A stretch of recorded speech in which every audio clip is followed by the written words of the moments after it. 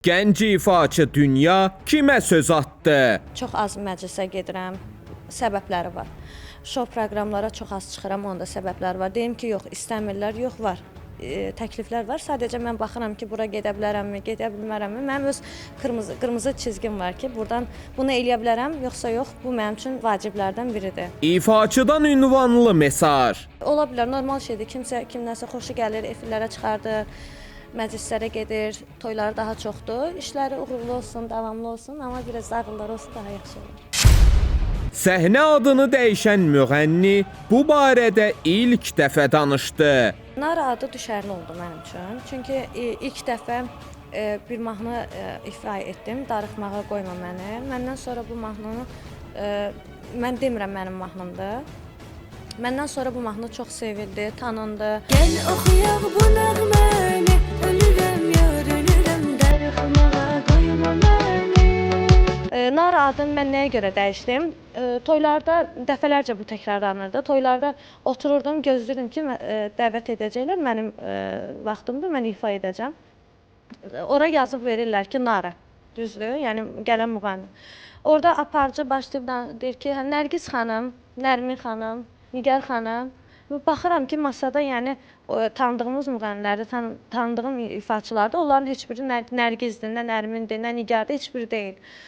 Mənə yaxınlaşırlar ki, bəs xanım sizi dəvət edirik, niyə gəlmirsiniz? Deyirəm, sizə deyiblər Naradır oradan. Yəni sən özündən fantaziya quraşdırırsan ki, yəni bu Nara adı bütöv addır. Qısaldılmış ad deyil məndə. Ətrafa xoşbəxtlik saçan Dünya həyat yoldaşından söz salıb gözdağı verdi. Həyat yoldaşımla tanışlığım bir uzun müddətli olub, amma dostluğumuz olub sadəcə.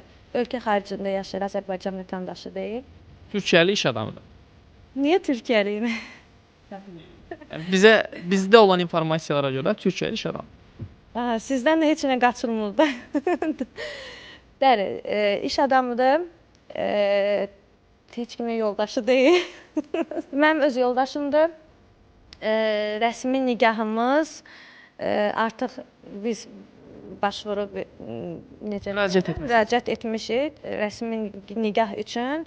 İnşallah ki, tez bir zamanda mətbuatda olacaq, toyumda olacaq. Mən istərdim ki, hər bir xanım xoşbəxt olsun və yanlış addım atılmasın. İnşallah ki, mənim attığım addım da yanlış olmaz, peşman olmaram. Ailəsini hər şeydən üstün tutdu. Mən onun özünə də demişəm ki, mənim üçün müğənni oldum,